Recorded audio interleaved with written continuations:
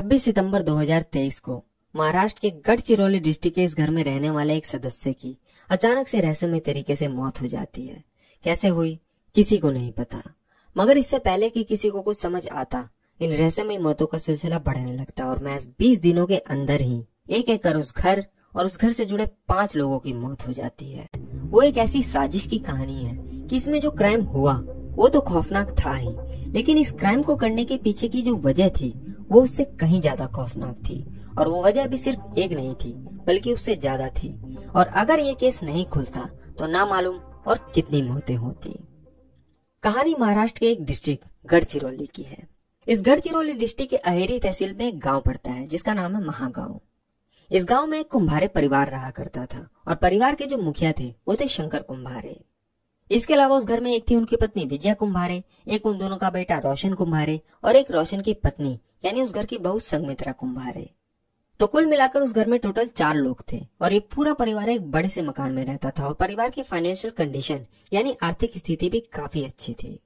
परिवार के मुखिया शंकर कुम्हारे की अपनी एक फर्नीचर की अच्छी खासी दुकान थी और उनका बेटा रोशन अहेरी तहसील के पोस्ट ऑफिस में जॉब करता था। इसके अलावा शंकर कुम्हारे खेती बाड़ी भी किया करते थे और उसमें वो कई तरह की सब्जियां और रुई उगाया करते थे। मतलब कि परिवार में किसी भी चीज की कोई कमी नहीं थी और जिंदगी अच्छी खासी चल रही थी।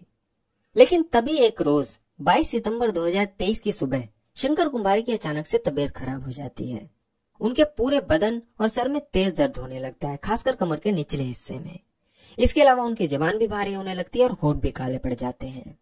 पहले तो उन्हें लगा कि छोटा मोटा दर्द है, ठीक हो जाएगा, लेकिन जब दर्द बर्दाश्त के बाहर हो गया तो उन्हें उसी दिन गांव के एक सरकारी डिस्पेंसरी में ले जाया गया। मगर वहां के डॉक्टरों को कुछ समझ ही नहीं आया कि आखिर ये उन्हें हुआ क्या है। इसलिए उन्होंने शंकर कुम्हारे को अहेरी तहसील के सरकारी हॉस्पिटल में रेफर कर दिया, जिसके बाद अब उन्हें अहेरी के सरकारी हॉस्पिटल में ले जाया जाता है। मगर इससे पहले कि उनका इलाज शुरू होता, उधर होता यह है कि उनकी पत्नी विजया कुम्हारे की भी अचानक से तबीयत बिगड़ने लगती है और उन्हें भी हूबहू वही लक्षण, पूरे शरीर में तेज दर्द होना, होठ काले पड़ना और जुबान भारी होना। इसलिए अब उन्हें भी शंकर कुम्हारे के साथ अहेरी के सरकारी हॉस्पिटल में दिखाया जाता है। लेकिन वहां इलाज शुरू होने के बाद भी दोनों की हालत में कोई सुधार नहीं होता। ऊपर से हॉस्पिटल में कोई बेड भी खाली नहीं था। इसलिए उनका बेटा रोशन ये तय करता है कि वो अपने माँ बाप को इलाज के लिए चंद्रपुर लेकर जाएगा। इसके बाद रोशन ड्राइवर राकेश मडावी के साथ, जो कि उसी गांव का रहने वाला था और उसके पिता की गाड़ी चलाता था फर्नीचर को इधर उधर पहुंचाने के लिए, वो उसके साथ अपने माँ बाप को लेकर उसी दिन यानी 22 सितंबर 2023 को वहां से करीब 120 किलोमीटर दूर चंद्रपुर के एक प्राइवेट हॉस्पिटल में पहुंचता है, जहां शंकर कुम्हारे और उनकी पत्नी विजया को भर्ती कराया जाता है और उनका इलाज शुरू होता है। लेकिन वहां भी कोई फायदा नहीं होता।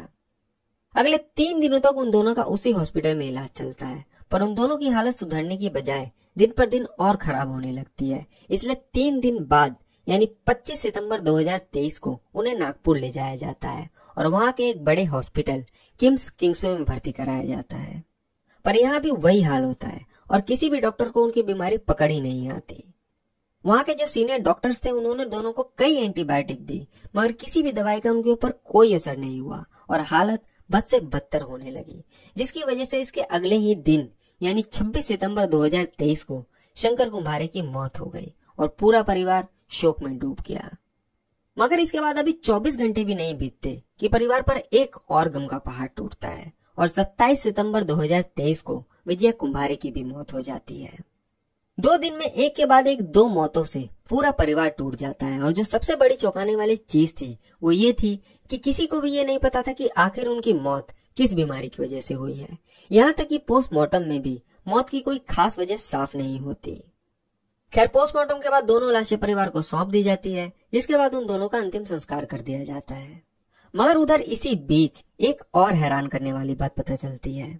पता चलता है कि जो ड्राइवर यानी राकेश मडावी शंकर कुम्हारे और उनकी पत्नी को चंद्रपुर के हॉस्पिटल में लेकर गया था, उसकी भी अगले ही दिन वापस घर आने के बाद अचानक से तबीयत खराब हो गई थी और वो भी चंद्रपुर के अस्पताल में भर्ती और उसका इलाज चल रहा है। हैरानी की बात यह थी कि उसे भी सेम वही लक्षण थे, मतलब कि पूरे शरीर में तेज दर्द होना, जुबान भारी होना और होठ काले पड़ना। बस राहत की बात यह थी कि इलाज के बाद अभी उसकी हालत स्थिर बनी हुई थी। लेकिन ये सिलसिला यहीं पर नहीं रुकता और इसके बाद अगले कुछ दिनों के अंदर ही जो रिश्तेदार शंकर कुम्हारे और उनकी पत्नी के अंतिम संस्कार में पहुंचे थे, उनमें से भी कुछ लोग इस बीमारी का शिकार होने लगते हैं।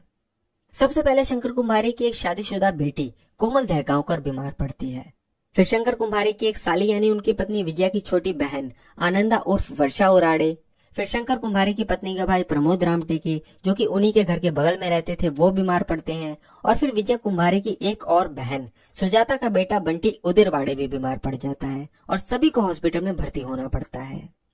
यहाँ तक कि शंकर कुम्हारे का सबसे बड़ा बेटा सागर कुम्हारे जो कि दिल्ली में रहता था और जो अपने माँ बाप के अंतिम संस्कार में महागांव आया था, वो जब क्रियाक्रम के बाद वापस दिल्ली पहुंचा तो वो भी बीमार पड़ गया और हालत इतनी बिगड़ी कि उसे भी हॉस्पिटल में भर्ती होना पड़ा। और फिर इसके कुछ दिनों बाद ही शंकर कुम्हारे का छोटा बेटा रोशन कुम्हारे भी बीमार पड़ गया और उसकी भी हालत इतनी बिगड़ी कि उसे भी नागपुर के किटी जोन हॉस्पिटल में भर्ती करना पड़ा। तो अब तक कुल मिलाकर 9 लोग इस बीमारी का शिकार हो चुके थे, जिनमें से 2 की मौत हो चुकी थी और 7 लोग हॉस्पिटल में भर्ती थे और सभी के बीमारी के लक्षण एक जैसे ही थे और किसी भी डॉक्टर को बीमारी की वजह समझ नहीं आ रही थी। अच्छा, उस परिवार या परिवार से जुड़े जितने भी लोग थे या फिर वो ड्राइवर, उनमें से किसी को भी कोई पुरानी बीमारी नहीं थी। बावजूद इसके लोग एक एक कर बीमार पड़ रहे थे।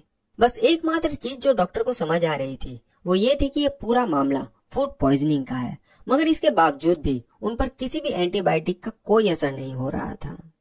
अभी इससे पहले कि डॉक्टरों को कुछ समझ में आता कि सिर्फ 11 दिन बाद ही 8 अक्टूबर 2023 को उस घर में एक और मौत हो जाती है और इस बार मरने वाली जो थी वो थी शंकर कुम्हारे की बेटी कोमल दहगांवकर और अब मौत का आंकड़ा 2 से बढ़कर 3 हो जाता है। इसी बीच अपने मुखबिरों के जरिए 11 अक्टूबर 2023 को ये बात अहेरी पुलिस के कानों तक भी पहुंचती है और जब वो इन एक के बाद एक लगातार हुई 3 रहस्यमयी मौतों के बारे में सुनते हैं तो वो भी चौंक उठते हैं। वो तुरंत ये बात गढ़चिरौली डिस्ट्रिक्ट पुलिस हेडक्वार्टर तक पहुंचाते हैं और जब ये बात गढ़चिरौली पुलिस के एसपी यानी सुपरिटेंडेंट ऑफ पुलिस नीलोत्पल को पता चलती है तो उन्हें इसमें साजिश की बू आती है और उन्हें लगता है कि जरूर इन सब मौतों के पीछे किसी की साजिश है। इसलिए अब वो बिना कोई रिपोर्ट दर्ज हुए ही सिर्फ शक के आधार पर अपनी तरफ से इसकी जांच करने का फैसला करते हैं और इसके लिए वो 4 अलग अलग टीमें बनाते हैं और सभी को इस केस की इन्वेस्टिगेशन पर लगा देते हैं। वो अपनी टीम से पूरे परिवार की कुंडली खंगालने को कहते हैं और साथ में उन पर हर वक्त नजर रखने को भी कहते हैं। लेकिन उधर इसी बीच इन मौतों का सिलसिला और बढ़ने लगता है और 14 अक्टूबर 2023 को पहले शंकर कुम्हारे की साली यानी उनकी पत्नी विजया की छोटी बहन आनंदा उर्फ वर्षा उराड़े की मौत होती है और फिर इसके अगले ही दिन यानी 15 अक्टूबर 2023 को शंकर कुम्हारे के छोटे बेटे रोशन कुम्हारे की भी मौत हो जाती है। मतलब कि 26 सितंबर से 15 अक्टूबर आते आते सिर्फ 20 दिनों के अंदर ही अब तक कुल मिलाकर इस रहस्यमय बीमारी से 5 लोगों की मौत हो चुकी थी और 4 लोग अभी भी हॉस्पिटल में उस बीमारी से जूझ रहे थे और किसी को कुछ समझ नहीं आ रहा था कि आखिर ये हो क्या रहा है और न ही डॉक्टर बीमारी पकड़ पा रहे थे। 20 दिनों के अंदर इन 5 मौतों से पूरे गांव में डर का माहौल था और इसकी वजह से पूरे गांव में अफवाह फैल गई कि ये कोई जादू टोना और तंत्र मंत्र का मामला है और किसी दुश्मन ने पूरे परिवार पर कोई काला जादू कर दिया है। कोई कहने लगा कि परिवार के ऊपर किसी बुरी आत्मा का साया है तो कोई कहने लगा कि इन लोगों ने अपने घर में कोई पुश्तैनी सोना गाड़ रखा है और इसी वजह से उनकी पुरखों की आत्माएं एक एक कर उनकी जान ले रही है। और गांव देहात में ये सब चीजें कितनी तेजी से फैलती है वो तो आपको पता ही है। दहशत का आलम यह था कि लोगों ने उस घर के आसपास से भी गुजरना बंद कर दिया था और बाद में जिन लोगों की मौत हुई उनके अंतिम संस्कार में भी सिर्फ गिने चुने लोग ही शामिल हुए थे। यहाँ तक कि कुछ लोगों ने तो उस घर को भूतिया और श्रापित भी कहना शुरू कर दिया था और उधर पुलिस को भी अभी तक कोई कामयाबी नहीं मिली थी। लेकिन जब 15 अक्टूबर 2023 को शंकर कुम्हारे के छोटे बेटे रोशन कुम्हारे की मौत हुई तो पुलिस की एक टीम इसकी जांच के लिए नागपुर के किटी जोन हॉस्पिटल में पहुंचती है जहां उसका इलाज चल रहा था। और जब पुलिस वहां इन्वेस्टिगेशन के लिए गई तो वहां के डॉक्टरों ने पुलिस को एक ऐसी बात बताई जहां से ये केस पूरा साफ हो गया और वो बात क्या थी वो मैं आपको आगे कहानी में बताऊंगा। तो अब जैसे ही पुलिस को नागपुर से वो इन्फॉर्मेशन मिली, पुलिस सीधे महागांव में कुम्हारे परिवार के घर पहुंच गई।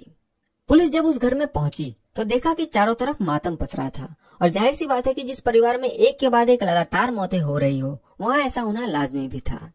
लेकिन जिस बात ने पुलिस को चौंकाया वो ये था कि घर की जो एकमात्र बची सदस्य थी यानी उस घर की बहू संगमित्रा कुम्हारे, उसका रवैया कुछ अजीब था।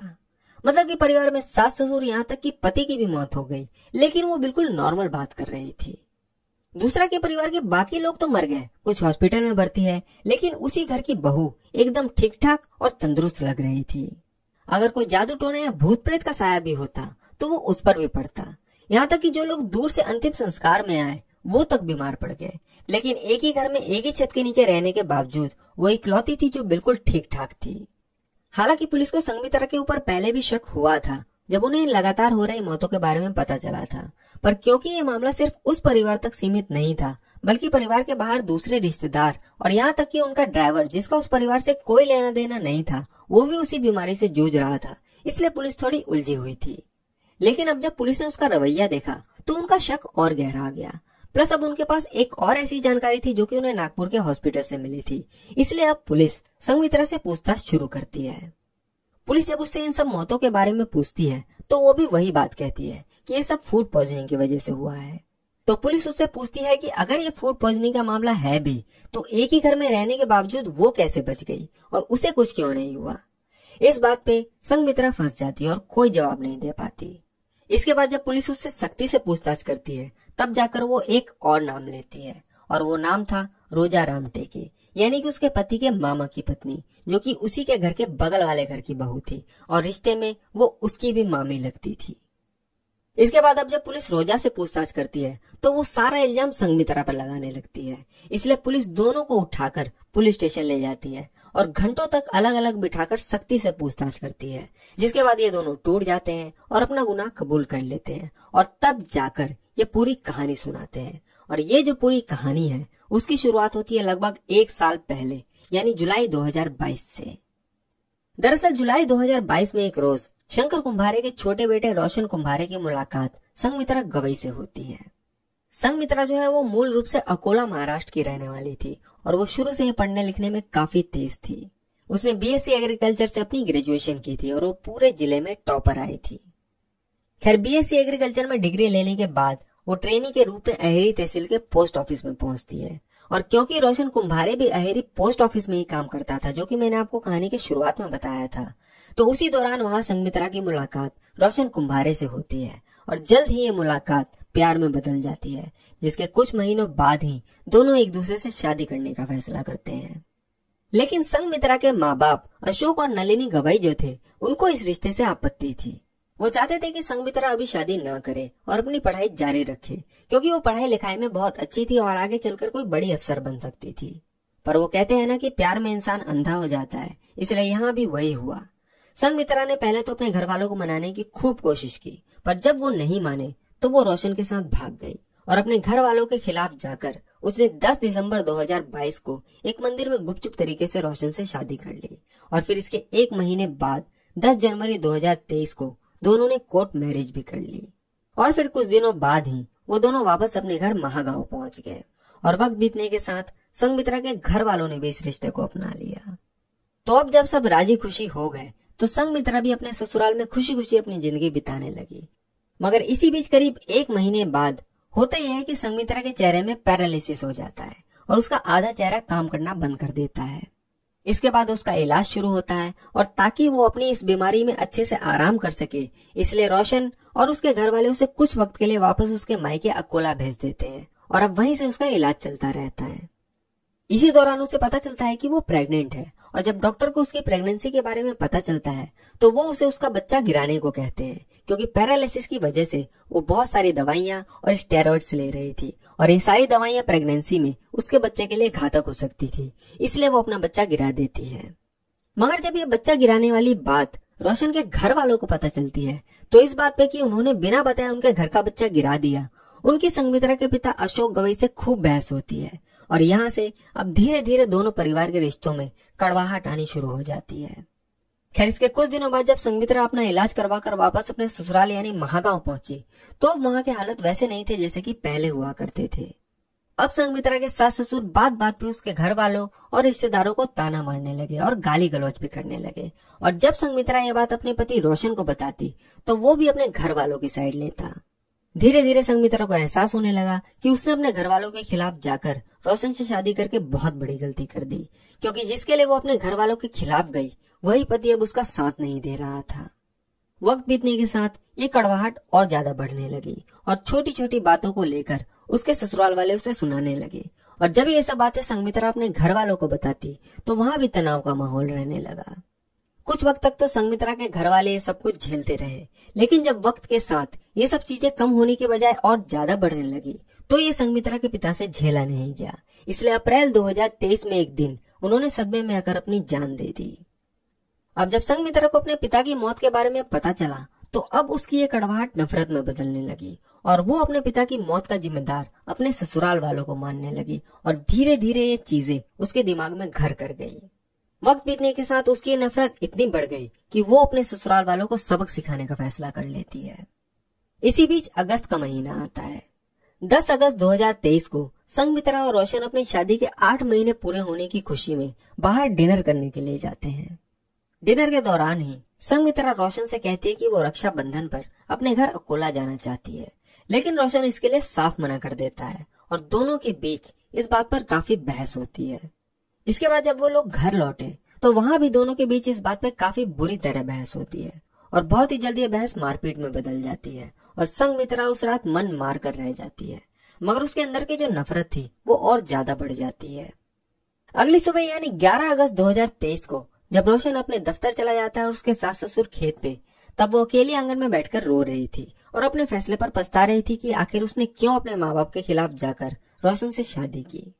तभी उसके पास उसके बगल में रहने वाली रोशन की मामी रोजा राम टेके, जो कि अब उसकी भी मामी सास थी, वो आती है और उसे चुप कराती है और उसे सारा माजरा पूछती है और वो अक्सर संघमित्रा से बात किया करती थी। तो संघमित्रा रोते रोते उसे पिछली रात की सारी बात बताती है और इसी बीच संघमित्रा कहती है कि कभी कभी तो मन करता है कि पूरे परिवार को जान से मार डालूं। ये बात सुनते ही रोजा राम टेके जो उससे कहती है वो सुनकर संघमित्रा भी दंग रह जाती है। वो कहती है कि वो खुद इस पूरे परिवार को खत्म करना चाहती है। अब सवाल आता है कि आखिर रोजा राम टेके को इस परिवार से क्या नफरत थी और आखिर वो क्यों इस पूरे परिवार को मारना चाहती थी। तो उसे जानने के लिए हमें ज्यादा पीछे नहीं, सिर्फ 1 साल पीछे जाना होगा, क्योंकि ये दूसरा मोटिव यानी मकसद था इन मौतों के पीछे का। तो अब इससे पहले कि मैं आपको उस 1 साल पहले की कहानी सुनाऊं, उससे पहले हमें अब इस पूरे मामले को समझने के लिए रामटेके परिवार के बारे में जानना होगा, जो कि कुंभारे परिवार के बगल में ही रहता था। तो रामटेके परिवार के जो मुखिया थे उनका नाम था गट्टू रामटेके। इसके अलावा उनके परिवार में एक उनकी पत्नी थी और उन दोनों के कुल मिलाकर 6 बच्चे थे, जिनमें 5 लड़कियां थी और 1 लड़का। उनमें से एक थी विजया कुंभारे यानी संघमित्रा की सास, एक आनंदा उर्फ वर्षा उराड़े, एक सुजाता उंदेरवाड़े और 2 बेटियां और थी। इसके अलावा उनका जो इकलौता बेटा था वो था प्रमोद रामटेके और रोजा रामटेके उसी की पत्नी थी। तो जब साल 2021 में गट्टू रामटेके की पत्नी का देहांत हुआ तो इसके ठीक 1 साल बाद 2022 में यानी इन घटनाओं के होने से लगभग 1 साल पहले उनके सभी बच्चे और रिश्तेदार उनके श्राद्ध के लिए इकट्ठा हुए थे। उसी दौरान विजय कुंभारे यानी संघमित्रा की सास अपने पिता से ये डिमांड करने लगी कि उनकी जो 4 एकड़ की जमीन है उसे 6 भाई बहनों में बराबर बांटा जाए। लेकिन रोजा रामटेके ऐसा नहीं चाहती थी। वो चाहती थी कि सारी जमीन सिर्फ उनके बेटे प्रमोद रामटेके यानी उसके पति को मिले, क्योंकि वो उनका इकलौता बेटा है। इस बात को लेकर रोजा और विजया में खूब बहस होती है और दोनों अपनी अपनी बात पर अड़ी रहती है। श्राद्ध खत्म होने के बाद भी अब अक्सर इस बात को लेकर दोनों के बीच खींचातानी होने लगी, क्योंकि दोनों ही एक दूसरे के पड़ोसी थे। वो दोनों अक्सर घर की बाउंड्री से झांककर एक दूसरे को ताना मारने लगे और गाली गलौज करने लगे और ये चीजें वक्त के साथ धीरे धीरे और बढ़ने लगी। इसी बीच जब रोजा ने 11 अगस्त 2023 को संघमित्रा को रोते हुए देखा और उसकी इच्छा जानी कि वो कुंभारे परिवार के सभी लोगों को खत्म करना चाहती है, तो यहाँ उसे एक मौका नजर आया और उसने उससे हाथ मिला लिया और वो इस साजिश का दूसरा किरदार बनी, क्योंकि इससे संघमित्रा का काम भी बन जाता और उसे भी किसी के साथ अपने ससुर की प्रॉपर्टी शेयर नहीं करनी पड़ती। इसी के बाद अब दोनों ने मिलकर पूरे परिवार को खत्म करने की साजिश रची और सभी लोगों को जहर देकर मारने का प्लान बनाया। ये डिसाइड करने के बाद कि सभी को जहर देकर मारा जाए, अब संघमित्रा ने मोबाइल से गूगल पर अलग अलग तरह के जहर के बारे में जानकारी इकट्ठा करनी शुरू की और फाइनली उसने सबको धतूरे का जहर देने का फैसला किया।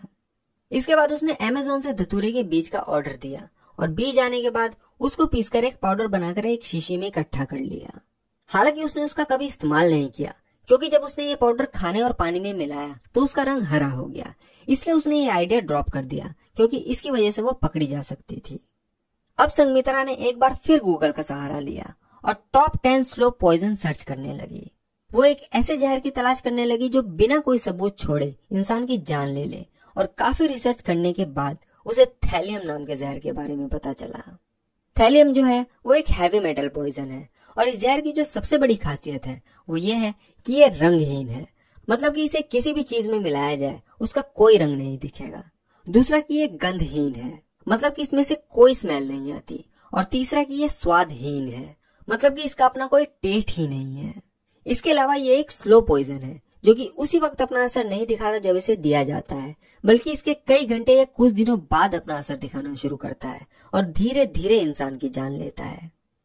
तो जब संघमित्रा को थैलेम के बारे में पता चला तो उसने इसी जहर को जीरो इन किया और तय किया कि वो इसी जहर का इस्तेमाल करके पूरे परिवार को खत्म कर देगी। पर यह कोई ऐसा जहर तो था नहीं जो कहीं भी आसानी से मिल जाए, इसलिए जब उसने इसके बारे में पता करना शुरू किया तो उसे पता चला कि मुंबई की एक फार्मा कंपनी है जहाँ से उसे थैलेम जहर मिल सकता है। इसलिए उसने मुंबई से यह जहर मंगवाने की सोची और मुंबई से उस तक जहर पहुंचाने में उसकी मदद की अविनाश ताजने ने, जो कि इस साजिश का तीसरा किरदार था। अब सवाल आता है कि ये अविनाश ताजने कौन था। तो उसके पीछे की कहानी यह थी कि अविनाश जो है वो संघमित्रा का बचपन का दोस्त था और अकोला के पास ही बुल्ढाना डिस्ट्रिक्ट में खामगांव का रहने वाला था। अविनाश जो है वो संघमित्रा को स्कूल के दिनों से ही चाहता था और दोनों के बीच दोस्ती से बढ़कर भी कई चीजें थी। मगर इसी बीच संघमित्रा की जिंदगी में रोशन आ जाता है और वो उससे शादी कर लेती है और शादी के बाद संघमित्रा अविनाश से दूरियां बना लेती है। लेकिन जब अप्रैल 2023 में संघमित्रा के पिता की मौत हुई और वो उनके अंतिम संस्कार में अपने घर अकोला गई, तब एक बार फिर दोनों में करीबियां आ गई, क्योंकि एक तो संघमित्रा अब तक अपने ससुराल वालों से तंग आ चुकी थी, प्लस अब उसे ये भी लगने लगा था कि उसके पिता के मौत के जिम्मेदार उसके ससुराल वाले ही हैं। वो अविनाश को अपनी पूरी आप बीती सुनाती है और कहती है कि वो अपने पूरे ससुराल वालों को खत्म करना चाहती है, क्योंकि उन्हीं की वजह से उसके पिता की जान गई। अविनाश भी उसका साथ देने को तैयार हो जाता है, क्योंकि इसमें उसका अपना लालच छुपा था। उसे लगा कि सबके मरने के बाद शायद संघमित्रा एक बार फिर उसकी हो जाएगी। इसी के बाद अविनाश अपनी तरफ से संघमित्रा को जहर के रूप में सरबेरा ओडोलम के बीज भी भेजता है। सरबेरा ओडोलम जो है वो एक पेड़ होता है और इसे दुनिया का सबसे जहरीला पेड़ माना जाता है, जिसका बीज हर साल दुनिया में कई मौतों की वजह बनता है। हालांकि संघमित्रा ने धतूरे के बीज की तरह उसका भी कभी इस्तेमाल नहीं किया। इसी बीच संघमित्रा को थैलेम के बारे में पता चलता है और वो अब इसे मुंबई से कैसे मंगाया जाए उसके बारे में सोचने लगती है और काफी सोच विचार करने के बाद वो एक तरीका अपनाती है। वो क्या करती है कि 9 सितंबर 2023 को मुंबई में अंधेरी की एक फार्मा कंपनी को एक मेल करती है और उसमें वो कहती है कि उसे रिसर्च के पर्पस के लिए थैलेम की जरूरत है, और उस मेल में उसने खुद को गढ़चिरौली यूनिवर्सिटी का एक रिसर्चर बताया। इसके बाद जब वो फार्मा कंपनी उसे थैलेम देने को तैयार हो गई तो उसने उस फार्मा कंपनी से 25 ग्राम थैलेम को पार्सल करने को कहा, जिसकी टोटल कीमत 12,000 रुपए थी, और ये जो पेमेंट थी वो ऑनलाइन अविनाश ताजने ने की थी। खैर, पेमेंट वगैरह होने के बाद 21 सितंबर 2023 को ये 25 ग्राम थैलेम उस तक पहुंच जाता है और अब वो अपना मौत का खेल शुरू करती है। अच्छा, ये थैलेम उन्हें कहाँ से मिला, इसके लिए भी गढ़चिरौली पुलिस को काफी मशक्कत करनी पड़ी थी, क्योंकि इसको लेकर रोजा रामटेके बार बार अपना बयान बदल रही थी। पहले तो उसने कहा कि वो ये जहर नागपुर से लेकर आई थी, और फिर बयान बदलकर कहने लगी कि उसने इस जहर को अपने पड़ोसी राज्य तेलंगाना से मंगवाया था। लेकिन जब पुलिस ने दोनों से दिन में 10-10 घंटे की पूछताछ की, तब जाकर सच सामने आया। तो 21 सितंबर 2023 को जब संघमित्रा को वो जहर मिला तो वो उसी दिन जब उसके सास ससुर खेत पर काम करने गए हुए थे, वो उनके लिए मटन बनाती है और उसमें ये थैलेम जहर मिला देती है। शाम को जब उसके सास ससुर यानी शंकर कुंभारे और विजय कुंभारे वापस घर लौटे तो उसने उन्हें रात के खाने में वही जहर मिला हुआ मटन परोसा, और खुद उसने ये मटन ये बोलकर नहीं खाया कि उसके मुंह में छाले हो रहे हैं। और बात रही रोशन की, तो वो उस दिन घर पर नहीं था। अब क्योंकि थैलेम का ना तो कोई रंग होता है और ना ही कोई स्वाद, इसलिए शंकर और विजय कुंभारे को कुछ भी पता नहीं चला और उन्होंने बड़े चाव से वो मटन खाया। जिसके बाद अगले ही दिन उनकी तबीयत खराब हो गई, तो पहले उन्हें गांव की डिस्पेंसरी में दिखाया गया और फिर अहेरी के हॉस्पिटल में, जो कि मैं आपको पहले ही बता चुका हूँ। लेकिन जो एक बात मैंने आपको नहीं बताई थी वो ये थी कि जब यहाँ अहेरी में बेड खाली ना होने की वजह से उन्हें गाड़ी से चंद्रपुर के प्राइवेट हॉस्पिटल में ले जाया गया था, तो उस दौरान संघमित्रा ने एक पानी की बोतल में भी ये जहर मिलाकर उन्हें रास्ते में पीने के लिए दिया था। उसी दौरान होता यह है कि जो पानी ड्राइवर राकेश मटाबी अपने पीने के लिए गाड़ी में रखता था वो रास्ते में खत्म हो गया, और जब उसे प्यास लगी तो उसने उसी जहर मिले पानी की बोतल में से 2 घूंट पानी पी लिया, और इसी वजह से अगले ही दिन उसकी भी तबीयत खराब हो गई थी। बाद में जब शंकर कुंभारे और विजय कुंभारे की मौत हो गई और मरने के बाद जब उनके रिश्तेदार उनके अंतिम संस्कार में पहुंचे, तो अब संघमित्रा और उसकी मामी सास रोजा रामटेके ने मिलकर एक एक कर दूसरे लोगों को भी जहर देना शुरू कर दिया। किसी को खाने में मिलाकर दिया तो किसी को चाय में, किसी को संघमित्रा ने दिया तो किसी को रोजा ने, और इसी की वजह से सिर्फ 20 दिनों के अंदर ही 15 अक्टूबर 2023 की तारीख आते आते 5 लोगों की मौत हो जाती है और 4 लोग हॉस्पिटल में जिंदगी और मौत के बीच खड़े थे। अच्छा, अपने सास ससुर को जहर देने और उनके मरने और दूसरे लोगों को जहर देने के बाद संघमित्रा को लगा कि अब बस बहुत हो गया और उसका बदला पूरा हो गया, और असल में वो अपने पति यानी रोशन को जहर नहीं देना चाहती थी। हालांकि उसने भी कभी उसका साथ नहीं दिया, पर रोशन के लिए उसके मन में अभी भी थोड़ी इमोशनल अटैचमेंट थी, क्योंकि था तो वो आखिर उसका पति ही। प्लस अपने सास ससुर के मरने के बाद अब उसके अंदर उतना गुस्सा भी नहीं था। लेकिन उसको जहर देने के पीछे की 2 वजह थी। पहला कि जब अचानक से रोशन के माता पिता और उसकी बहन की मौत होती है तो उसे संघमित्रा के ऊपर कुछ शक होता है, क्योंकि घर का माहौल भी कुछ ऐसा ही था। और जब इस शक में उसने घर की तलाशी ली तो उसे बिस्तर के गद्दे के नीचे एक शीशी में हरे रंग का पाउडर मिला और उसे लगा कि संघमित्रा ने उसके घर वालों को यही जहर दिया है। हालांकि उसे ये बात कभी पता नहीं चली कि वो जहर था या कुछ और, क्योंकि उसने उसका टेस्ट नहीं करवाया था। पर जो हरा पाउडर उसे मिला था वो वही धतूरे के बीज का पाउडर था जो संघमित्रा ने अमेज़न से मंगवाया था। उसकी इस बात पर संघमित्रा से काफी लड़ाई होती है और लास्ट में वो उसे धमकाता भी है कि वो ये सारी बात पुलिस को बता देगा, जिसकी वजह से संघमित्रा काफी घबरा जाती है। और दूसरा कि उसकी मामी भी उसके ऊपर रोशन को जहर देने का दबाव डाल रही थी, क्योंकि जब तक परिवार के सारे लोग नहीं मरते तब तक वो 4 एकड़ की जमीन उसकी नहीं होती। तो संघमित्रा जो है वो काफी दुविधा में थी कि वो रोशन को जहर दे या नहीं, पर उसे ये भी डर था कि कहीं रोशन ये बात पुलिस को ना बता दे और वो पकड़ी ना जाए। और इसी घबराहट और रोजा रामटेके के दबाव की वजह से उसने एक दिन दाल और चाय में जहर मिलाकर अपने पति को भी दे दिया। हालांकि जब इसके बाद रोशन की तबीयत खराब हुई तो उसके अंदर का इमोशन एक बार फिर जाग गया और वो नहीं चाहती थी कि उसका पति मरे, और इसी इमोशन में वो एक और बड़ी गलती कर देती है। दरअसल जब रोशन की तबीयत खराब हुई और उसे इलाज के लिए नागपुर के क्रिटिजोन हॉस्पिटल में ले जाया गया तो वहां उसकी हालत देखकर संघमित्रा से रहा नहीं गया और उसे अपनी गलती का एहसास हुआ कि उसने ये क्या कर दिया। इसलिए वो तुरंत रोशन का इलाज कर रहे डॉक्टर इमरान नूर मोहम्मद के पास जाती है और कहती है कि वो उसके पति की किसी भी तरह से जान बचा ले। फिर वो कहते हैं कि हो सकता है कि रोशन को थैलियम जहर दिया गया हो, इसलिए वो उसे इसका एंटीडोट पर्शियन ब्लू देने को कहती है। ये बात सुनकर डॉक्टर इमरान को थोड़ा शक होता है और वो संघमित्रा से पूछते हैं कि उसे ये सब कैसे पता और उसे थैलियम के बारे में कैसे पता।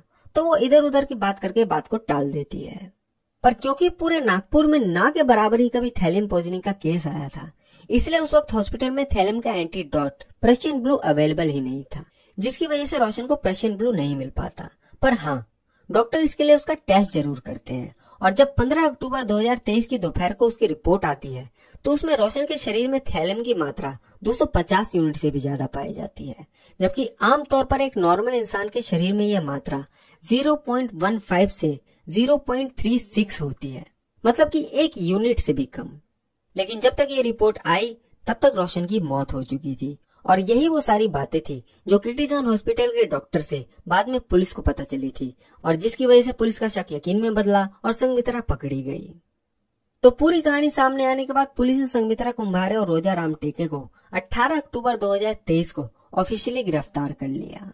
इसके बाद पुलिस ने बुल्ढाना खामगांव से 26 अक्टूबर 2023 को अविनाश ताजने को भी गिरफ्तार कर लिया, जिसके बाद उसने भी अपना गुनाह कबूल कर लिया। और क्योंकि अब बीमारी पकड़ में आ चुकी थी, इसलिए जिन जिन लोगों का हॉस्पिटल में इलाज चल रहा था उन लोगों को फिर उसी हिसाब से दवाई दी गई, जिसके बाद उनकी तबीयत में सुधार हो गया। इसके अलावा पुलिस की रडार में रोजा का पति प्रमोद रामटेके भी था और पुलिस को शक था कि वो भी इस जुर्म में शामिल है और वो जानबूझकर खुद को जहर देने का ड्रामा कर रहा है। लेकिन जब इसकी इन्वेस्टिगेशन हुई तो पता चला कि उसे सच में जहर दिया गया है, पर उसे जानबूझकर जहर नहीं दिया गया, बल्कि उसने शायद गलती से जहर मिला हुआ खाना या पानी या चाय पी ली थी। तो कुल मिलाकर 2 घर की 2 बहुओं ने मिलकर 20 दिनों के अंदर 5 लोगों की जान ले ली। दोनों के टारगेट तो एक थे, लेकिन दोनों के मोटिव अलग अलग थे। एक तरफ एक कॉलेज की टॉपर संघमित्रा थी, जिसने पहले प्यार में अंधे होकर अपने माँ बाप को नाराज किया और जब इश्क का बुखार उतरा और पिता की जान गई तो बदले की आग में आकर एक बार फिर अंधी होकर जुर्म का रास्ता अपना लिया। वहीं दूसरी तरफ उसमें उसका साथ दिया उसकी मामी सास रोजा रामटेके ने, जो कि पुश्तैनी जमीन को हथियाने के लिए उस साजिश का हिस्सा बनी और वो उस हर शख्स को मारना चाहती थी जो उसके और उसकी जमीन के बीच में आ सकता था, क्योंकि जब तक कोई एक भी जिंदा रहता तो ये पूरी 4 एकड़ की प्रॉपर्टी उसकी नहीं होती। लेकिन शुक्र है कि ये केस टाइम पर खुल गया, वरना इन मौतों का आंकड़ा और बढ़ता और अगर ये केस सही वक्त पर नहीं खुलता तो कम से कम टोटल 16 मौतें होती। संघमित्रा चाहती तो तलाक लेकर परिवार से अलग होकर आजाद रह सकती थी, एक नई जिंदगी बसा सकती थी, लेकिन उसने जुर्म का रास्ता अपनाया और एक शादी के गलत फैसले ने पूरा परिवार उजाड़ दिया। ये केस मीडिया में भी काफी चर्चा में रहा और जब लोगों ने इसके बारे में पढ़ा तो वो लोग भी दंग रह गए कि कैसे 2 बहुओं ने मिलकर 5 लोगों को मौत के घाट उतार दिया। खैर, फिलहाल ये केस अभी अहेरी के सेशन कोर्ट में चल रहा है और इसमें फैसला आना अभी बाकी है। तो ये थी गढ़चिरौली महाराष्ट्र की एक खौफनाक कहानी। मुझे उम्मीद है कि आपको मेरी जानकारी जरूर पसंद आई होगी।